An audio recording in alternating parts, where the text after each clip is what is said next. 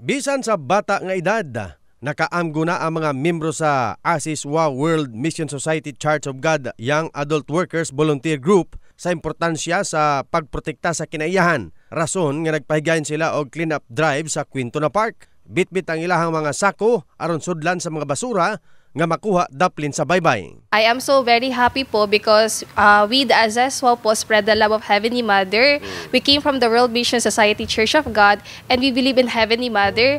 As we believe in Heavenly Mother, we also spread the love of Heavenly Mother through volunteer service po. And that is the campaign of ASISWA. I hope na kanang mag-take pod sila og kanang action because nowadays very rampant kayo ang mga disaster. Also ang mga dilubyo po like kanang mga pagbaha. I feel happy po because I can contribute to the environment, and also po in line with this activity, the ASISWA of the World Mission Society Church of God contributes to making effort for improving mankind and the earth, and also through this activity po, we spread Heavenly Mother's love and teachings to all mankind that we should also take care of the environment because we only have one earth to live in, so we should take care of it with a mother's heart so that the earth in return could be a safer and better place for everyone to live in. Gisubay sa maong grupo ang baybayon sa kaning Lions Beach aron pamoniton ang mga basura hangtod sa utlanan sa kaning pantalan.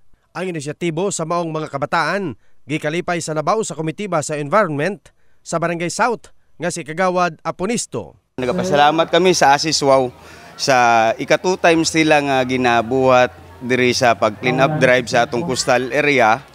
Nagapasalamat jud kami kay wala gid sila nagsawa og tabang diri sa Barangay Dayanga South. Karon dili lang Lion Beach ang ilang pagalimpyuhan karon, maabot jud kami dito sa Purok Tinago 9B. Mas dako jud ang ilang matabang jud kay ngano man kay maalagaan, maprotektahan atong environmental diri sa atong barangay.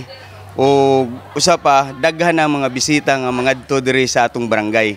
Ang pagpanglimpyo sa mga grupo ika 7,629 nga clean up drive nga gipahigayon sa mga grupo worldwide. In the heart of changing lives, kini si Brigada Verjason sa Brigada News Jansan, Brigada News.